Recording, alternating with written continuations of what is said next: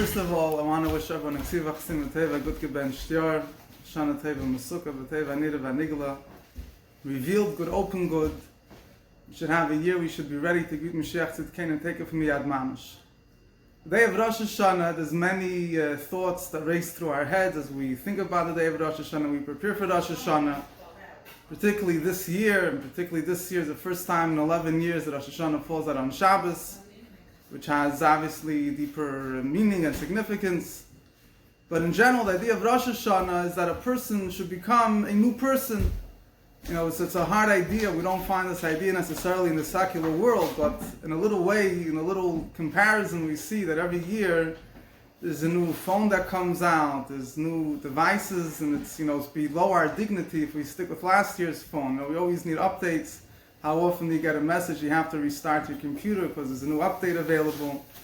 So if that's the way it's in physical matters, spiritually as well, every year we have new capabilities, we have new horizons. The Rebbe said that every year there's minias v'ikuvim, there's things that we tried, or the Rebbeim tried for years to accomplish, and then one year it happened because as the years go on, there's less blockages that are taken away. So every year gives us new horizons. So it's when it comes to Rosh Hashana, it's a time to expand our horizons. Our Yiddishkeit, the coming year, shouldn't be the way it was the year before, but it should be in a greater way. That's why it says, one of the reasons at least, it says that the Rebbeim took every Rosh Hashana a new Hidur, something additional. I think in one place it says something additional in being careful in a positive mitzvah, careful in a negative mitzvah, and also being careful in a midah tova, in a good manners. Which obviously they were careful about everything halacha requires always, but every year there's always room to grow. So it's not just a matter, comes a new year, you want added protection, added merit to pass the day of judgment, so you take an added hachlata, added resolution. But the idea is that every year there's a new light that comes down, there's horizons are broadened, and if we're just going to stick with the way we were the year before, we're losing out on the opportunity of Rosh Hashana. So that's one idea, one very general focus of Rosh Hashana. It's a very simple way of putting it. Obviously, Rosh Hashana is much deeper than that. We renew not only our actions, but our commitment. We become completely new. The Baal Shem Tov says, Tiku b'chayda shofar, that a person renews himself. He's not just blowing the shofar, he's renewing himself.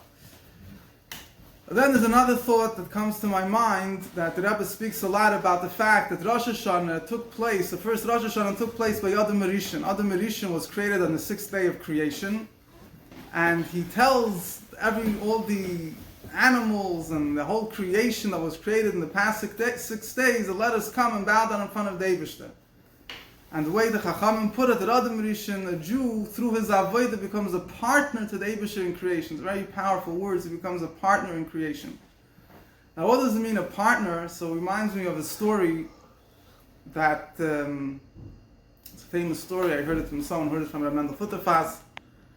There was a certain Jew, a simple Jew, that the rumor spread that whenever he gave a bracha to someone, his brachas were fulfilled. And people tried to understand what was unique about the simple Jew. He didn't seem to be, exceptional tzaddik, someone with exceptional spiritual powers. So they asked him what his secret was. So he said that he was a store owner, and he had a box near his counter. And he says, whenever I make profit, I made a deal with the Eibishter, I'm going to keep half the profit for myself, and half I put in this box, half I give to the Eibishter. Obviously without money, he supported poor people, whatever it is. So he says, so I became a partner with the Eibishter. So if I became a partner with the Eibishter, whenever I give a bracha to someone, it's not just me giving the bracha, my partner is also giving the bracha. So it's not my merit that's causing these blessings to be fulfilled, it's the merit of my partner's, blessings. So what does this mean to us? What it means to us, maybe one way of putting it, when it comes to Yiddishkeit, we sometimes could view ourselves as an employee. The Rebbe spoke about this a number of times. A person could look at himself, what's the difference between someone that owns a business, or a partner in a business, or an employee that gets paid by the hour. An employee works from 9 to 5, he does his job, he might do it exceedingly well, but then when he goes home, he's on to other things. It's not his life. He's not looking, he's not tossing and turning every night in bed trying to think of a new way to get more money. to expand his business. He does his thing. Obviously, he doesn't want the business to go down because then he might lose his job. But it's not his headache. It's the owner's headache. The owner, on the other hand, maybe he's not there every day from 9 to 5, but he can't sleep at night. He's always thinking how to make his business better. This is his life. Yiddishkeit, when it comes to being a partner in Eibishter's work, it's not something, it's a checklist. We do a few things and, we even add every year and we get a higher salary. There's a minhag by some people to eat raisins and celery in the night of Rosh Hashana, to have a raise in the salary. So, every year we want to get more, so we're going to do more. The idea is that when it comes to Rosh Hashana, we become a partner in creation.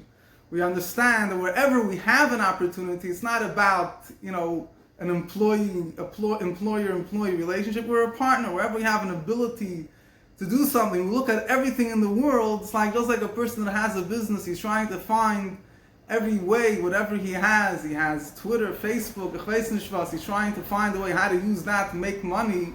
Similarly, if you look at Yiddishkeit, that's something that you're a partner with the Eibishter in, so you look at everything totally different. It's not that you're fulfilling a mission, doing something, to get points by the Eibishter, but everything you have, everything you see in the world, you try to figure out, how could I use this? Where's an opportunity? Where could I see an opportunity? Particularly when you see an opportunity coming up, grab the opportunity. You should grab it and do it. So when you act like a partner, the Eibishter also acts like a partner. So that's when it comes in general to Rosh Hashana, particularly this year. Obviously, no elaboration is needed. This year brought tremendous changes in our way of thinking. The carpet was pulled under many people's feet, if we could say that. And the world is a little, everyone thinks they figured out everything until they realize that they didn't, and they still think that they do. And there's this theory, that theory, the third theory. The bottom line is Eibishter runs the world. We come to Rosh Hashana, what are we davening for? We're davening that Eibishter should rule the world. Eibishter should show his kingdom. I think now more than ever, people realize the government doesn't change things. We think they do. The Eibishter, the government itself doesn't know what they're doing. The doctors, their words change from one day to the next. It's the Eibishter. The Eibishter is shaking us up and telling us that it came the time that we should realize that Machana talk from the Golos, there's the Fidik Rebbe used the term, the Rebbe used to use this term frequently, the Golos walls are burning. There's different meanings to that, good or bad, I don't want to get into it. But the Fidik Rebbe said, it says that the Golos is compared to a wall. Meshech is standing behind the wall, and there's cracks in the wall. And there's cracks in the Fidik, and there's windows.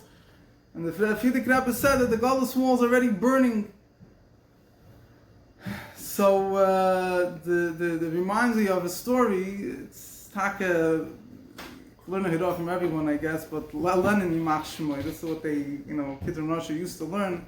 He made the revolution in Russia, right? The communist revolution. So he started a number of years before he was successful. He already started making noise, started making propaganda, and the Tsarist government, they imprisoned him and they interrogated him and they told him they said, between me and you really think you're going to change us? We're a wall. The Tsar ruled Russia like with an iron fist. It's like you're banging your head against the wall. What are you trying to do? So Lenin Yimach Shmoy answered. He says, "You're taka a wall." That's true. He says, but you're a rotten wall. He said, a rotten wall. You give one real bang with your hand, the hammer, and the thing comes crashing down. So you could obviously, it's not to learn a lesson from his particular endeavors, but obviously everything has a lesson. Avodas Hashem. The walls of Galus might look like a wall, but particularly at this point in life, we see that the walls of Galus are burning, they're rotten. We need, as the Rebbe called the Makeh Patish, the final bang in the hammer, to break down the walls of Galus and to bring Mashiach. And that's what Rosh Hashana really is at the end of the day. Rosh Hashana is now, we're not asking for money, for this, for spiritual endeavors, be able to be successful in this mitzvah and that mitzvah. Bottom line is, the Rebbe says, Avodas imdu hachen kulchem, to be ready to greet Mashiach, to daven, to really mean it.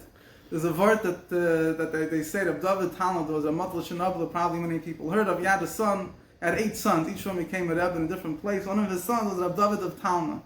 Besides being a very big tzaddik, he was known to be a very, very smart person. So he said a word that he saw, very geschmack of word. He said that he's 100% sure. He said, without a shadow of the doubt. He said, if all the Jewish if all Yiddish Rabbanim, if all the Daily Yisrael, the great leaders of Israel, all without exception come together and all agree and tell their flocks that tomorrow afternoon, 2 o'clock, we're going to town square, put on your best clothes to greet Meshech, he says, I'm 100% sure that Meshech would appear. Without a shadow of a doubt, if all Rabbanim, all Jewish leaders would unanimously agree, so I'm 100% sure. But he says, the flip side is, I'm also 100% sure that until Mashiach comes, to have all the Gedolei Yisrael agree on the same thing, that's also impossible. The bottom line is that if every Yid would taka want Mashiach, it would be burning in his bones, like the Rebbe said, he would scream Ad Masay with truth, it would happen. So now, as time goes on, people that are screaming for years, but I think it's people understanding a little bit more and more the message that we need Mashiach now. And we need to do whatever we could, that this should be our goal, this should be our focus, this should be, instead of being shaken up, and we should be ready for Mashiach to come without going through any other more crazy things that are going on. I think it is, we should hear the shofar, we should daven for Mashiach, and this year Rosh Hashana falls out on Shabbos. So you don't blow the shofar. So the Rebbe explains, really, by not blowing the shofar, it's even a higher bittul, you can't blow the shofar. But I was thinking, if we can't blow, the Braditchevet used to tell the Eibusher, he says, every year we blow shofar so many times, there's 100 kailas, the whole thing, really you only have to blow 9, but we don't know which to blow. We blow 30 and then we blow 100. And it says thousands of blasts of shofar we've been blowing for thousands of years, and we're asking from the Eibusher, just blow one blast. Takava shofar gadol. Blow one blast of the shofar, and that's it. That we still didn't hear it yet. So all we need is one blast, to blast the Golos. So this year, Rosh Hashana falls, Meshech should come now, but the particular Rosh Hashana falls out on Shabbos. The Eibusher is a blazing shofar. We're not blowing shofar. We should hear the shofar of Meshech. We should go out of Golos. And as the Rebbe said, right, Tavshin Peyalef, everyone is talking about, the Rebbe said, the Peyalef is plois arenu, to see miracles, and the Rebbe speaks how Peyalef really spells the word af, which is anger, but the other way around, it shows in the transformation of the anger. I don't think we need much more elaboration in light of recent events. The Pasuk says, Oid Chavaya Kinafte be Yoshev Apchos Nachamenu. When Mashiach will come, the Eibusher's anger will be transformed, the af will be turned around. So we should merit to see the transformation of all negative things into light, into miracles, miraculous redemption, the coming of Mashiach. Tekef miyad mamish, iksiv achsim l'tev l'shana tev l'sukkah.